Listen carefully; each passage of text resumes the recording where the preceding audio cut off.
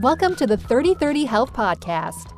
The following discussion is for education and entertainment. It is not intended to diagnose or treat disease. Please do not apply any of this information without first discussing it with your doctor. Here is your host, Guillermo Ruiz. Hello everyone, my guest today is Mark Dhamma. He is a high-performance health and mindset coach. He focuses on helping entrepreneurs look, feel, and perform their best. He has 17 years of experience in the health sphere, including being a men's fitness model and a health coach to celebrities and executives. Mark has a master's degree in positive psychology that he uses to teach his clients the science-backed, proven techniques to feel happier, be more productive, and experience higher levels of well-being. Also, I have some big exciting news regarding my career, so keep an eye out on social media. You can follow me on Facebook and Instagram at 3030strong, and remember to visit my website, 3030strong.com. Thank you for your support. I hope you enjoyed the show.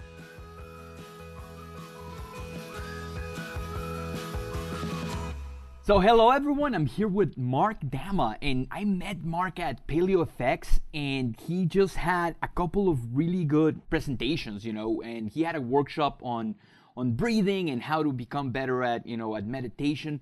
My interest was piqued on his relationship when he was on that relationship panel. Mark, how did you start in this movement? What is your hero story? Oh, okay. So I grew up in place called Rochdale, England, which is near the city of, basically Manchester is the biggest city. So I grew up in Manchester, and at 13 years old, I was overweight, and I really didn't know why I was overweight, because I used to do swimming, I used to play soccer, I used to play rugby. I was very active, but I was overweight. I just didn't get it. So people would make fun of me at school for being overweight. The girls would make fun of me, whatever. I didn't really enjoy it. And then one day I came home from school, and my mum told me that my grandfather told her that he thought I was too fat. And at the time when I heard that, it completely crushed me and broke my heart, because the way I perceived it was like, man, my school people are making fun of me because I'm fat. I come home, my grandfather's making fun of me because I'm fat. I don't even know why I'm fat, And of course, he wasn't making fun of me. He was just concerned, just sharing that with Mum. But I didn't take it that way. I got really upset. And it was actually a good thing, because I was so upset, I was like, I'm going to figure this out. I need to figure out how to get in good shape. So the next day I went into school, and I walked up to the fittest guy in my year, right? The fittest guy. He was 6'2", just stacked, ripped, 8-pack, everything. So I just think testosterone hit way early for him, He grew up older faster than everyone else. So he was called Paul Gray. So I said to Paul, I just walked up to him, I was like, Paul, how do I get a 6-pack, mate? And he sort of took pity on me and put his arm around my shoulder and was like, come into school tomorrow. I'll bring something in for you. So come and find me tomorrow. I'll bring something in for you, and I'll give it to you. So I was like, oh, really? He's like, yeah. I was like, oh, thanks, Paul, thanks. So, of course, the next day I go running into school. As soon as the gates open, I'm looking for Paul. Found him, and true to his word, he did bring something in for me. He brought in a little 6 weeks to 6-pack abs men's fitness pull-out, right? The little free pull-outs they give you with exercises in. He said, just do this every night. He said, just do the exercises every night and you'll get a 6-pack. So I was like, all right. So I remember that night I went home, and you had to do sit-ups to start with. And I remember I did 3 sit-ups, and then I got cramp in my abs. I couldn't do any more. I was like, oh, I did 3. But the next day I came back, I could do 6 sit-ups. I was like, man, this is crazy. I've doubled the amount of sit-ups in a day. I don't know how it happened, but it did. I did double the amount in a day. And I just kept going. And in the end, I was doing 300, 600 sit-ups a night, different types of sit-ups. And, I started to get a bit of an abs. And I was like, all right, all I did was read a little booklet and did what it said, and I'm getting results. So I started asking my mum that every time she went to the grocery store, I'd ask her to come back with a like Men's Health, Men's Fitness, any type of fitness magazine. So I'd start reading the fitness magazines and doing what they said. And I remember one of the first things I learned was that water is good for you. That's one of the first things I learned. I didn't know that. I actually didn't like water. I actually didn't like the taste of water. All I would drink was soda and fruit juice and milk. Soda, juice, and milk. That's all I would ever drink. And water, I just didn't like the taste of it. But I learned that it was good for you. So I was like, oh shit, water's good for you. All right. And I was like, okay, well, in that case, I was like 13 years old. I was like, in that case, for the next 2 weeks, all I'm drinking is water. I'm just going to drink water. I'm not going to drink milk, no soda, no nothing, just water for 2 weeks. And I remember after a week of just drinking water, after a week, I was like, oh, it's not bad, this. Like, I quite like it now. It's all right. And after 2 weeks, I definitely lost weight. Like, it was obvious that I'd like people saying, oh, Mark, have you lost weight? It was like obvious that I'd lost weight.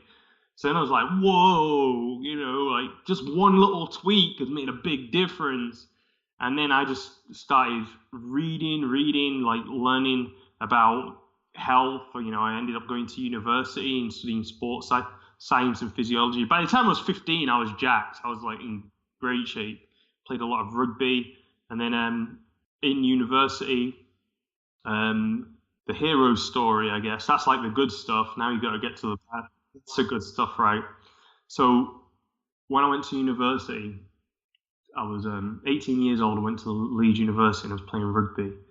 And I had a bad knee injury. I tore my ACL. And I'd lost. I was a big jacked rugby player. And I had to have an operation. And after the operation, I was really depressed because I lost so much muscle. I was a skinny guy afterwards because I couldn't really lift, do much. And I actually had a bit of a depression. And the reason why I had a depression is my whole self-worth was built up on me being an athlete and me being all muscular and buff. That was like my whole persona. That was my whole persona. So when it went and I was just left with me, I just couldn't take it. I was just depressed, like had no confidence, didn't want to speak to people. So I ended up asking like my friend if he knew where I could get some steroids to put on some muscle. So he got it for me. So I started taking steroids I actually didn't need to take them long. I took them like 6 weeks and just went, poof. I was like bigger than I was before in like 6 weeks. And then my friends knew that I could get hold of steroids, right? He was like, oh, can you get us some? So I was like, all right. Anyway, got some for one friend, got some for another friend, and they wanted their friends. Next thing you know, I'm a steroid dealer. I'm like selling steroids all over the city. And I was happy again for a bit because I was buff and I was making money. And I thought that in life, at first when I was younger, I thought that in life, in order to be happy, you need to have a great body. I thought once you had a great body, you automatically got money, you automatically got women, and you automatically was happy, you made it. I realized that wasn't the case when I got the great body. So I was like, okay, well, I must be missing the money. Like, obviously, when you get the money, then automatically you get the women and everything's great. So I started making money, and I started like learning. You said you saw me at a relationship panel. I actually don't know why I was on this relationship panel. I actually found out afterwards, Guillermo, that it was wrong. I wasn't supposed to be on that. I actually found out from Michelle. I was meant to be on another stage, which was talking about like flow or something. I was like, I'm going to be on another stage, but they put me, for everyone who wasn't at Paleo FX, I got put on this stage with like these hardcore feminists, like 4 hardcore feminist women, and then there was me, like just a token guy. And we're talking about relationships. But, the insight you gave into that, and we'll get to that. So you continue with your story. So I started making money through selling steroids, and then and then I started getting into pickup, like how to pick up women, because I thought, by having a lot of women, you was happy. So I was in great shape. I was really buff. I had money because I was selling steroids, and I was dating loads of women because I learned all these psychological techniques and like figured out did all the whole pickup artist thing to get women. but I was fucking unhappy. I was so depressed. I was so unhappy with my life. And it was because like I was just a fake. I was just a total fake person. Everything about my persona was fake, you know. I knew me selling steroids to people wasn't helping their situation. You see, a lot of times, when my experience as a steroid dealer, a lot of people want steroids and so off because they believe that because like me at the time, the self-worth is built up in how they look. And they're looking to look a certain way because if they look a certain way, they'll feel happy. And if they look a certain way, they'll feel confident and so on. And I could see that in the people I was selling it to because that was me. But I was still giving it to them like, oh, this is going to solve your problems. Hey, get this, you know. Oh, this is going to solve your problems. And it would gnaw away at me because I knew I wasn't helping people. I knew I was actually doing a bad thing. I was making things worse for them. It gnawed away at me of all the like superficial relationships I had in my life. And it gnawed away at me that I was just angry, depressed, pissed off, and like was ashamed of myself. I wasn't really confident, you know. I was all a persona. And probably everyone looking from the outside were like, oh, I want to be just like him. You know, I want to have multiple girlfriends or, you know, date multiple women. I want to look like him and I want to have money like him. Yeah. From the outside, it looked great. Then eventually, what happened was it just got too much. I just was unhappy. My main girlfriend, who I actually loved and was a wonderful girl, she just got sick and tired of it, so she left me like for good. And that was a bit of a wake-up call for me. I was like, holy shit! Like if she left me, and I know she loves me, then I must be a dick for her to leave me. So that like was a wake-up call. And then my father died actually like a couple of years before that. He died when I was 21, unexpectedly, heart attack. And that was like a wake-up call to like, okay, you know, like if my dad can die, it was weird. I think we all understand that we're going to die at some point. But for me, it wasn't. I got it intellectually. But when my father passed away at like 56, which is a relatively young age, that just hit me. That was like, holy shit. Like, if he can die and, you know, as a little boy, he was my hero. And, you know, if he can die, I'm definitely going down. That guy's going down. I'm definitely going down. So that really started making me ask questions about, you know, what did I want my life to be about? So I decided to move back in move cities, to move back in with my mum and sister who were like still really recovering from my father's loss, and just turn my life around. So I knew that I needed to change my psychology. I knew it was like, I just knew it was my head. It was whatever was going on in my head didn't work. And I needed to rewire my brain. I needed to just brainwash myself to be more positive instead of so negative, and, you know, be happy instead of angry, and so on. So I started listening to the whole pop psychology, you know, Tony Robbins and all the other good stuff, like the magic of thinking big and how to win friends and influence people, and everything. And I really just listened to audiobooks to brainwash myself over and over again. And then luckily I got a mentor, a guy called Dr. John Berardi, who runs a company called Precision Nutrition.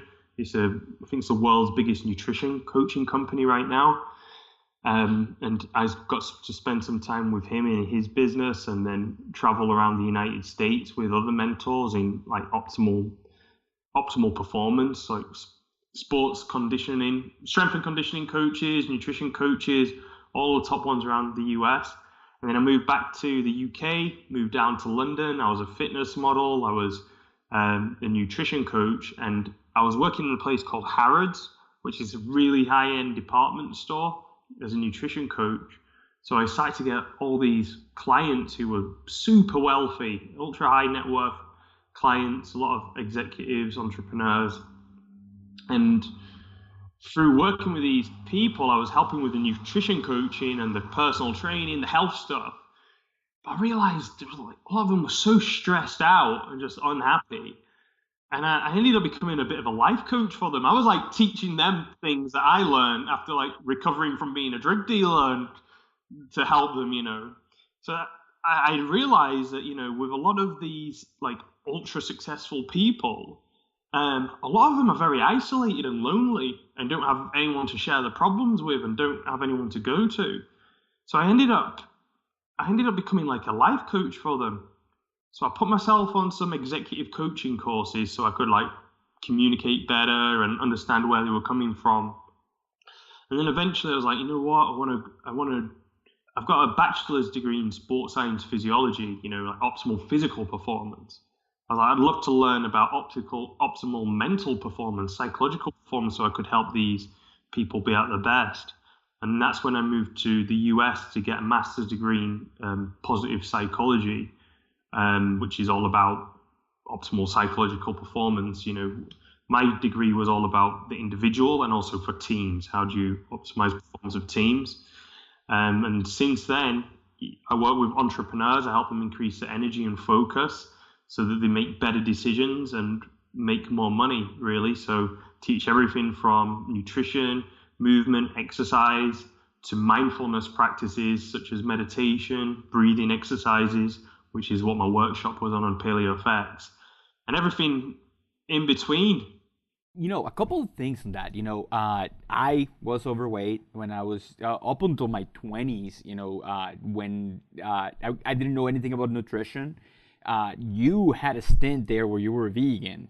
Mm-hmm. And you had some problems with that. And, I was vegetarian, but I was more like a carbotarian, like I was having no meat, expecting something to happen, but I was eating vegetarian pizza, vegetarian donuts, it was completely wrong, and then by reading books and by educating myself with like hardcore science, I started changing the way I looked, and then that moved me towards becoming a naturopathic doctor, But, a lot of my friends at school, we joke around that when you have that conversion from being like a fat kid, it's so hard to change your brain, and sometimes your brain doesn't match your body. So how can people get away from that? How can people shed this fat kid mentality and really understand and be happy with who they are? You know what, Guillermo? That's a great point. I'm actually going to open the window right here because it's boiling in my office. Okay, on that. Yeah. How hot is it right now where you are? It's actually not that hot. I think it's like maybe 74, 75. 114 in Tempe, Arizona right now. Oh, yeah. You guys are having a heat wave, right? 114. The temperature is going to climb all the way until 6 p.m. We're expecting 120 tomorrow. That's nuts. So don't complain about your weather. Yeah, okay. I'm going to shut up then. All right. So great point. So what you said is that unconsciously one may still have the beliefs of like a fat kid when transforming one's body. So if you was fat when you was younger, if you was overweight, whatever, then you had certain beliefs about your own self-image. All right, about how you look and how you should act and so on. And you're asking me, well, when you're looking to transform your body, like, how can you change that belief system, that old belief system? Is that correct? Yeah, because the body changes faster than your mind. And your mind kind of lags behind, and you perceive yourself as being overweight. Right. And your body will change even faster if you change your mind first. If you can change your mind first, then your body will follow real quick. So that's a great question. And you know what? I know what I did, and I recommend this to people to do.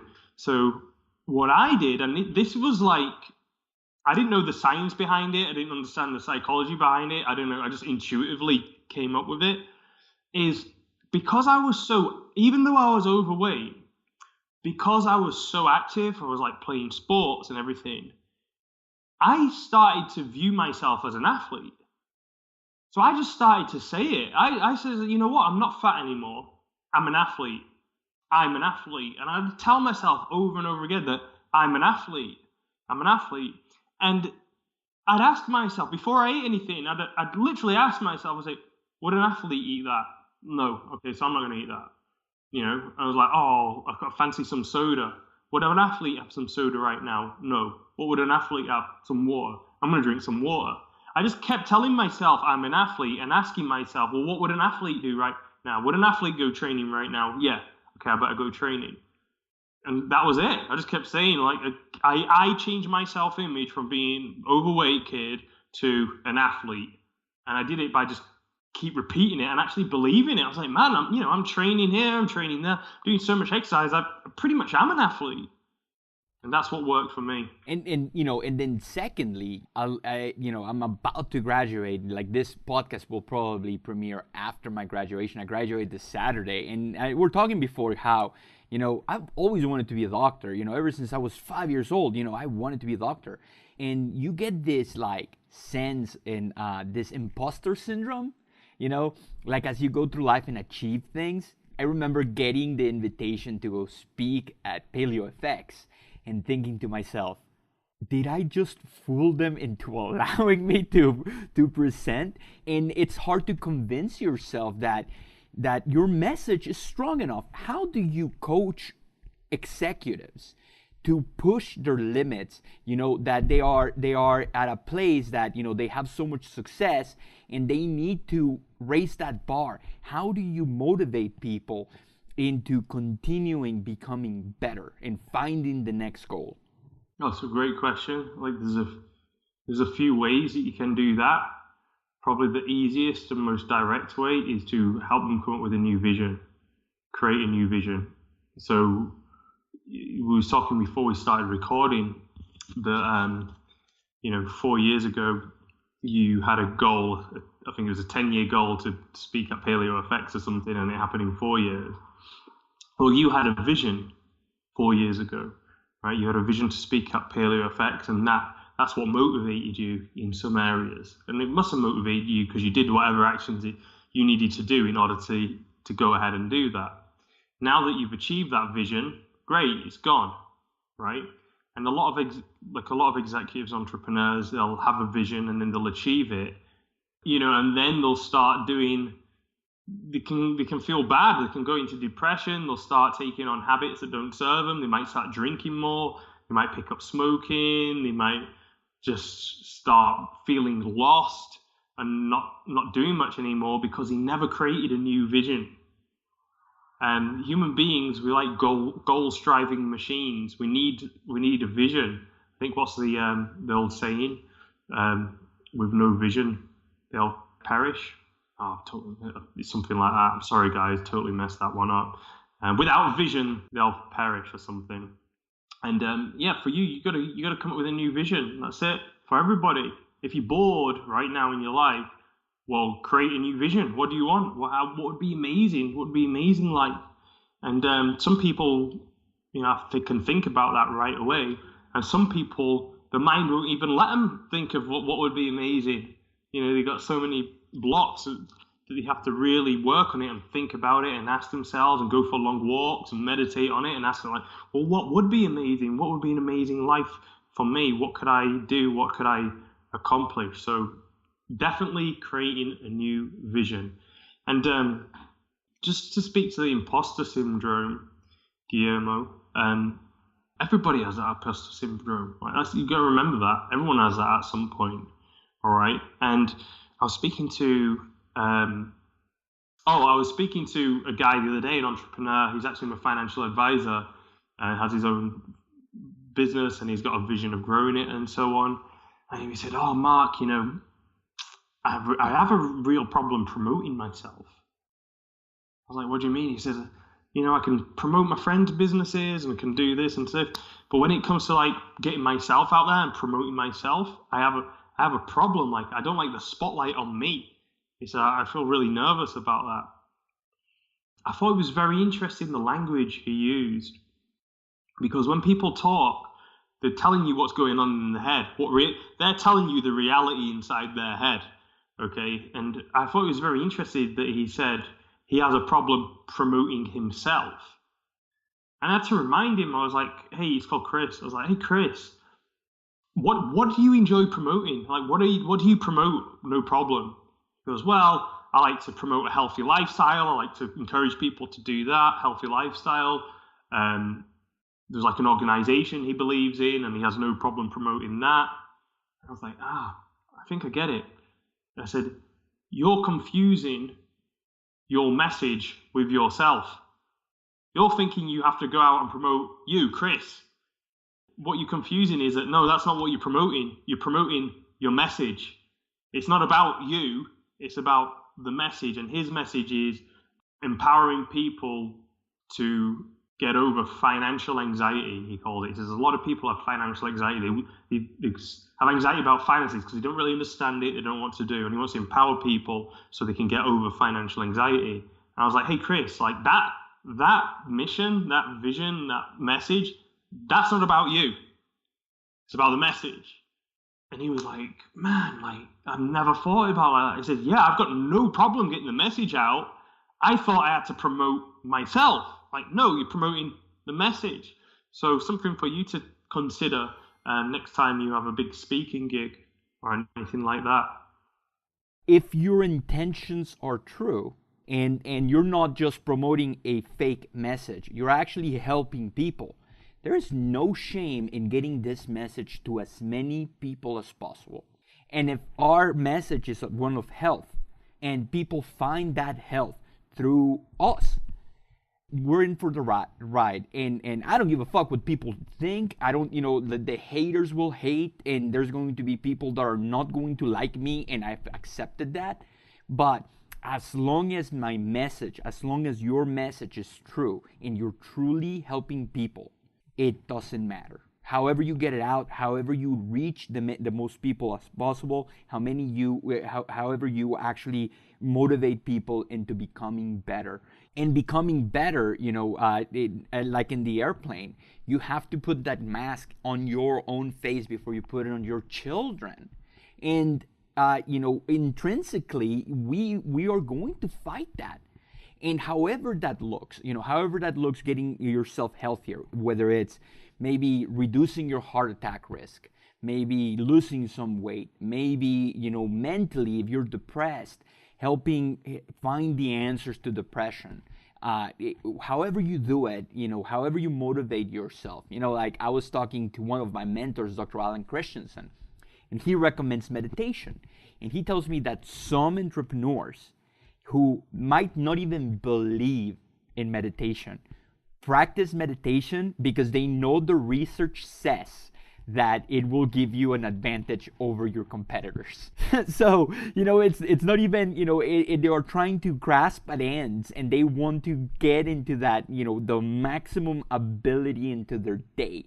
How do you teach people, if you've never heard about meditation, if you think that it's woo science, or how do you start that conversation with your clients and try to convince them into starting a meditation practice? Most of my clients now, like I've heard, most people, well, which is a great thing, most people have heard, I'm in California, right? So it's like most of them like heard about meditation and know it's a good thing. Even across the country, most entrepreneurs like have heard of it at least and thought, oh yeah, I probably should do some of that, which is great. 10 years ago, people would be like, what? Like meditation? But yeah, so for me, I'm like, if they really don't get it, I'm like, dude, like, would you go for a jog to exercise? Yeah. I'm like, well, meditation's like that for your brain, it's like going for a jog. You jog for exercise, and you believe in exercise, right? Yeah. Do you believe in jogging? Yeah. Well, you do that for your brain. You got to train your brain. I'm like, I don't really need to convince them that much, because like I have such a strong, powerful belief about how useful meditation is, and that's through the science, through anecdotal evidence. Like Tim Ferriss says that his latest book, Tools of Titans, which is like habits and routines of billionaires, athletes, star performers, and so on, 80% of them have a mindfulness practice. Of like some type of 80% of a mindfulness meditation practice. So yeah, the research backs it up. High performers are using it, and I've been meditating consistently for 3 years, and done all different types of meditations.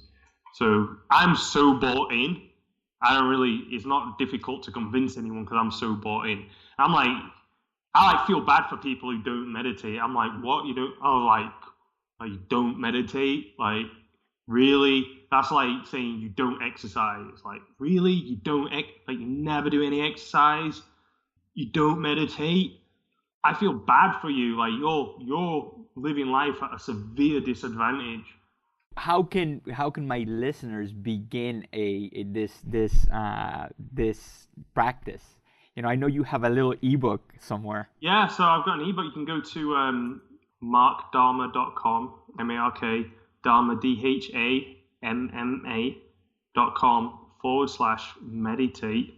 If you go to that link, there's an ebook there which will teach you how to meditate. Very simple yet effective meditation that you can start using from today. And the meditation, like, there's so many benefits, so many health benefits. Reduces blood pressure, makes you make better decisions, easy to stick to a diet if you meditate, increases your focus, makes you more relaxed, makes you less reactive, helps you be more present and be with somebody, have better relationships, reduces stress so much. And how many minutes are you talking about? So if someone's like starting out new, I recommend 10 minutes a day. And there's the app Headspace that's super popular right now, and that's great for building a habit of meditation. And they start people off on 10 minutes a day, which I think is a really good start. But 10 minutes a day is the best place to start. However, 10 minutes a day is also like going for a jog for 10 minutes. Right? It's better doing nothing. You're going to notice a little bit of a benefit. It's not going to transform your body. And that's what I say 10 minutes a day is. I've personally had the most benefits from doing 2 hours a day. 2 hours a day, dude, and I was on some different vibration, man. I was like so present. It felt like the whole world had slowed down, and I was like in the Matrix, like everything had slowed down, and I was seeing everything in slow motion, but it was going quickly for everyone else. But like the world's in slow motion for me, and I can like see really what's going on, and I can just like read people. I know what's happening, and I just had all this joy. I just felt so good and joyful for nothing. I didn't have to do. It wasn't like I won the lottery or something. I just felt so good and like wonderful joy, happiness, compassion, and that was from 2 hours a day. That was crazy. How long did it take you to go from 10 minutes to 2 hours? Well, what happened was, I was doing 10 minutes, and then every week, I think after a week or 10 days of 10 minutes, I went up to 15 minutes.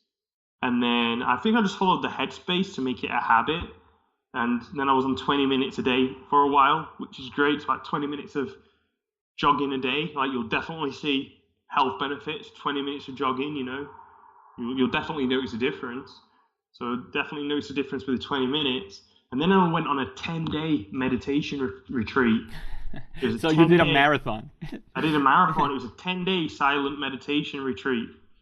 As soon as you got there, they were like, right, doing a 1 hour. All the meditations are an hour. So we're doing 3 1-hour group meditations a day. And then for like 5 hours, you got to meditate on your own. So you had to do the 3 hours, and then 5 hours I sort of didn't do because I don't know, I was just lazy. I was just like I didn't really get how important it was until afterwards. Afterwards, like, holy shit, I should have done those, done the stuff they told me to do on my own. So I've applied to go again next month. I tend to do all the meditation. So I was doing 3 hours a day there, like straight off the bat. Like, there wasn't any warm up. I was like, you can let us do like 30 minutes for it? It's like, no, it was like an hour straight away. So I just started doing that, and then I when I got back, I was like, oh, let me just test doing 2 hours a day, because that's what they recommended at the retreat, like do 2 hours a day. So I said, let me just test it, experiment. Did it for like a month, and then I just stopped. Like, my old habits pulled me out of it or whatever. But I always look back on that time like, wow, when I was doing those 2 hours a day, damn, that was like something else. That's why I'm putting myself back on the retreat so I can get back into it again. Wow, and that's insane, and like the changes, because I've been trying to create a meditation practice, for the past 4 years, and school gets in the way, and excuses. There's a ton of excuses that I have, but there's really, 10 minutes a day. Anyone has 10 minutes a day, and then 10 minutes is better than zero. Yes, 10 minutes is better than zero. And let me make it easier for you, Guillermo. Those 10 minutes of meditation, do it at the same time every day. For people starting off, I recommend you do it right after waking up. And don't do it in your bed, you'll fall back to sleep. I recommend you wake up and then you go somewhere, the same place every time, maybe a corner in your bedroom or your living room, sit on a chair, and then do your 10 minutes. Make it the first things you do. Because human beings, we're habitual, right? But there's 3 things you need to create a habit. The first one is a prompt, like something that lets your brain know when to start the habit, such as waking up. That would be a prompt. The next thing is an action, and that is like doing the habit, it's doing the action itself. So that'd be meditating. And the final thing is a reward. So it's an acronym, PAR, P-A-R, prompt, action, reward. And if you keep doing the prompt, action, reward, that's how you create a habit. So most people have no problem waking up in the morning and going to clean the teeth or making some coffee, because the prompt is waking up. The action is making some coffee. The reward is feeling good or waking up. So what I recommend is that you do that with your meditation practice. You create a prompt. I think it's best that you do it first when you wake up, because that's going to calm your mind for the rest of the day. And if you don't do it as soon as you wake up, then school can get in the way, something will get in the way. So I recommend you do it as soon as you wake up. You find somewhere, not in your bed, comfortable. You do 10 minutes. And as soon as you finish your 10 minutes, have something that you enjoy. Give yourself a reward. So it might be a cup of coffee, or it might be, a drink you enjoy, a cup of tea, or it might be like a little tiny piece of dark chocolate or something. Just something enough to be a little bit of a reward, because you'll build the habit faster by doing that. Well, you can use this strategy, this PAR strategy, for anything. So in order of importance, we constantly have this discussion at school, this philosophical, what are your needle movers? What's your number one? I usually rank nutrition, and I'm switching, I usually rank nutrition above sleep, but I think sleep is moving on. So I think it's like sleep, nutrition, exercise. Where do you rank meditation? I guess it's depending what we want. For what are we talking about? What are we ranking it for? I want to get the parameters right. If you could only do, what are your 5 top needle movers in your life that make you a better person? Okay, so I'm actually going to give you 6. So I have like a little formula I like to use with my clients. And I call it, it's actually 7, but one of them may or may not apply to you. I call it the awesome steps, 7 awesome steps. So awesome is an acronym. I like acronyms. All right. It's actually, since I came to the US, I know there's a lot of acronyms in the US. So I was like, oh, this is cool. I can do that too. So A stands for air. I think breathing is a real big needle mover. I think you got to breathe, and because most people, as you know, Guillermo, are like chest breathers. But breathing to the chest makes them feel stressed out, panicky. You can't make good decisions if you're breathing through your chest. To the point that we have physiological mechanism to where when we are hyperventilating, we pass out so we can start breathing normally. Yeah, that's nuts. Yeah, like evolutionarily, we are wired to breathe a certain way. Right. So I put A, breathing, like breathing deep into your stomach, your lower back, in and out through your nose, relaxed breathing. That's going to change your state immediately. How you breathe changes your state, how you feel, how you operate. The next one, A, so it's awesome. So the next one's W. W stands for water. Water, man, like that's such a game changer. Like I work with all these entrepreneurs, right? And I'll get a new client. I'll be like, all right, so tell me, like, are you taking any supplements? Yeah, I'm taking 5 bulletproof coffees. I'm taking Alpha Brain. I'm doing this. I'm doing this. I'm doing this. I feel tired all the time. All right, you feel tired. Okay, how much water are you drinking? No water. So I'm like, the biggest performance enhancer in terms of energy for most people is water. Just drink water. Make sure you drink enough water. How much water should you drink? Well, take your weight in pounds, cut it in half, and that's about the minimum amount of ounces you must drink a day. So for me, I'm like 210 pounds right now. Cut that in half, 210, that's 105. I got to be drinking at least 105 ounces of water a day. Doing that alone, you're going to have more energy, you're going to have more focus, you're going to feel better. The next one is E for eat, so nutrition, organic, high quality vegetables. If you eat meats, I do, make sure it's grass fed, high quality, wild caught, even better. Just really high quality food, staying away from the processed stuff. Just eat real food. S stands for sleep. That's huge. It's the hardest thing to teach. People can understand the exercise, people can understand the water, they can understand the food. Try and tell them to sleep more, and there's like so much resistance, especially in like our Western culture of like go, like treat yourself like a machine. Productivity is king. We try to. Well, what I notice is a lot of people, especially entrepreneurs, try and treat themselves like a factory, and they're always like looking to be even more efficient and even more productive. Well, and it's funny because they think, oh, if I sacrifice, if I only sleep 4 hours, that means I'm going to have 20 hours of production.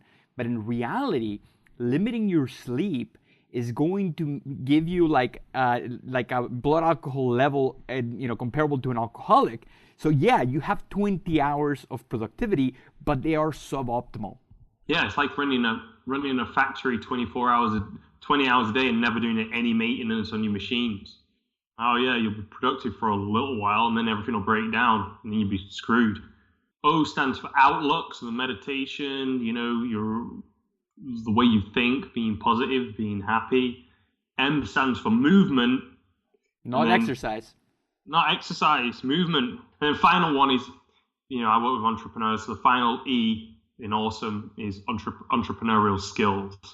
So, leveraging your time, planning out your day, that type of stuff. So to answer your question, for me, I think the basics are like water, breathing, water, sleep, eating, but then I always put meditation before like exercise or anything like that, because I find that, by meditating, that affects who I am in my whole life, affects who I am in my business, affects who I am in my relationships, affects who I am when I'm exercising, moving. It's like that comes first for me.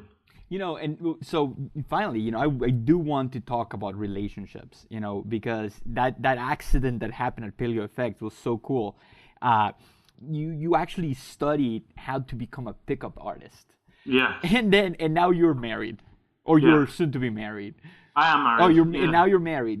So what was that shift in your head? Yeah. How did I get from a pickup artist to a happy relationship, and what was missing, and what were you looking for when you were trying to pick up girls?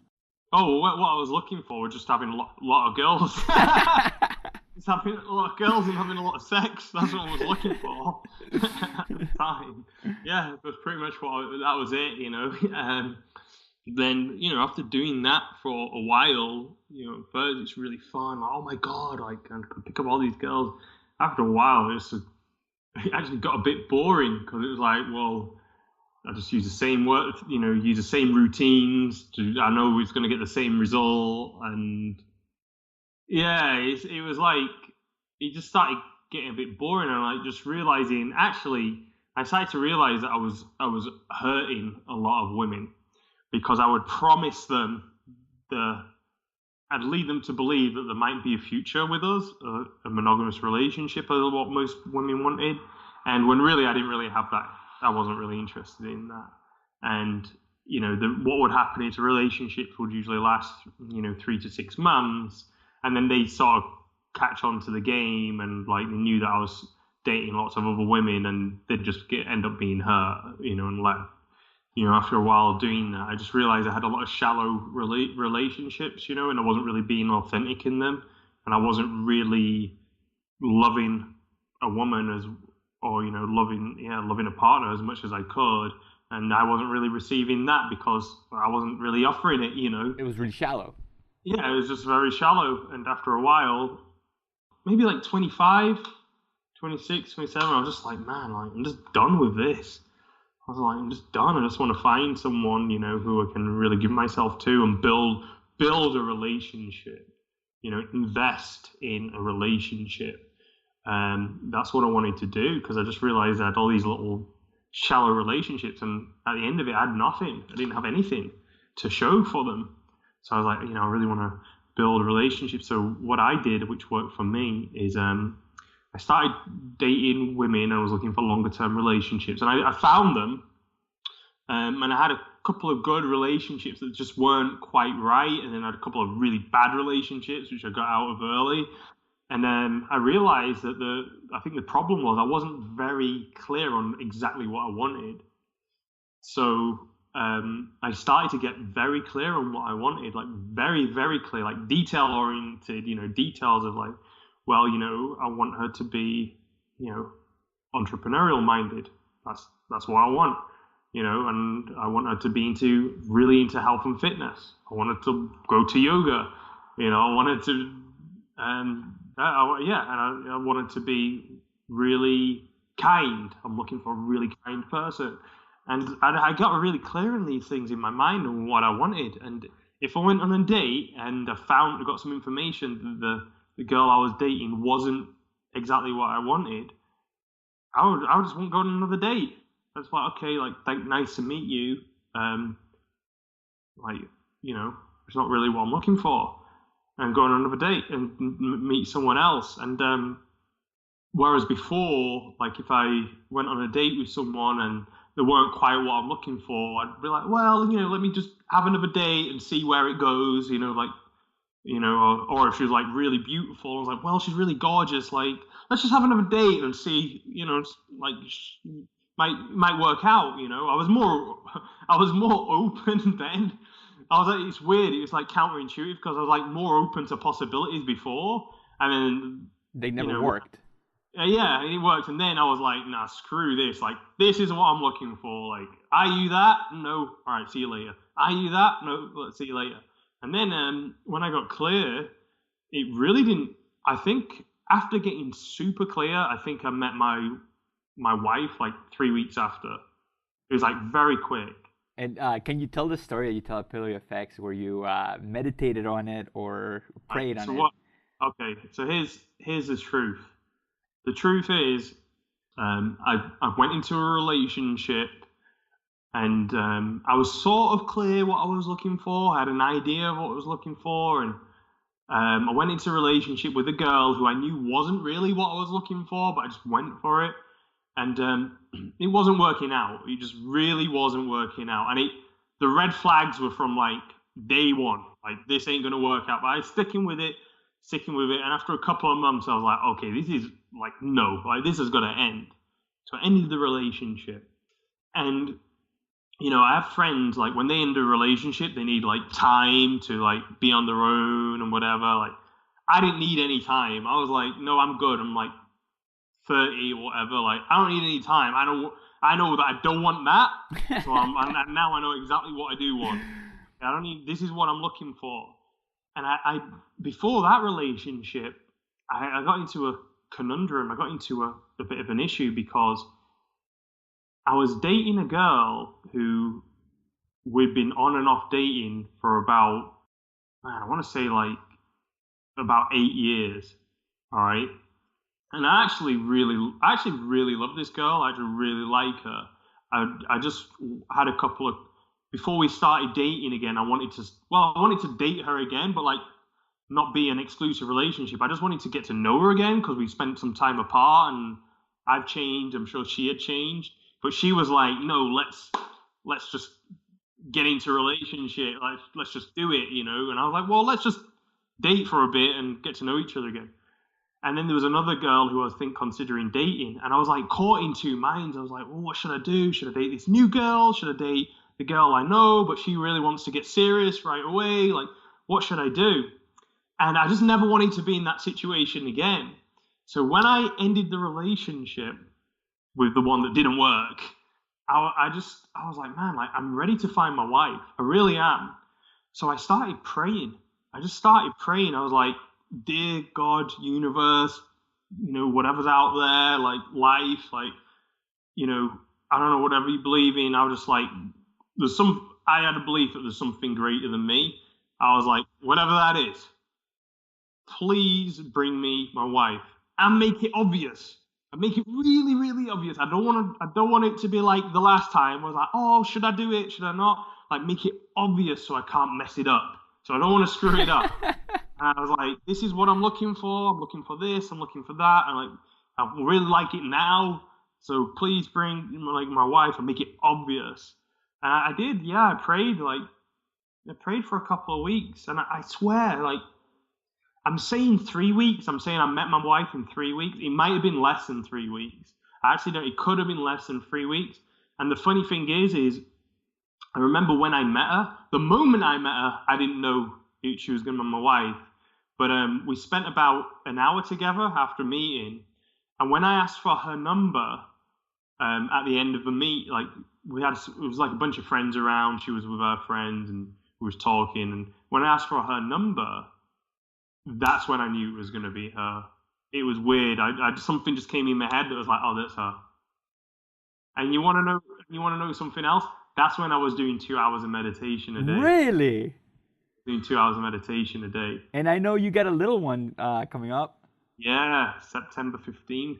Wow. Yeah, I've got it in. So so I guess you better start getting that meditation in, man, because yeah, man. That's why I'm trying to sign up for this. I'm on a waiting list for another retreat next month because I'm like, yeah, I want to be all zen.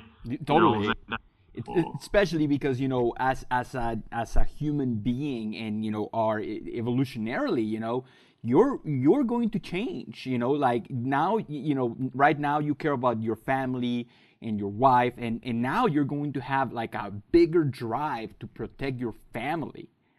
So, I would love, like in 6 months, wrap around and talk about, to the fathers out there and how you're handling, this big change in your life. And congratulations, I met you and your wife at PaleoFX, and just such a beautiful couple. And it's going to be so awesome to have this little cave kids, running around, Once again, where can people find your work? Where are you having any speaking engagements? Any, where can people find you?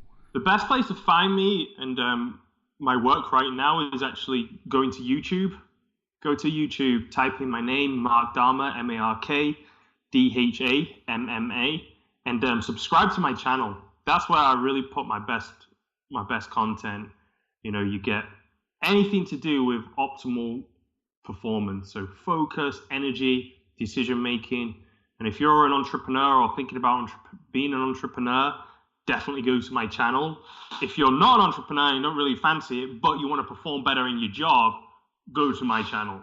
And then your meditation book, I'll make sure to put a link to that on the podcast. Dude, thank you so much. It's been a pleasure. So glad to have met you at PaleoFX. Thanks for the interview. I'll talk to you soon, man. All right, thanks, and congratulations for graduating. Enjoy the day on Saturday. Oh man, I'm gonna love it. Thank you. All right, then, brother.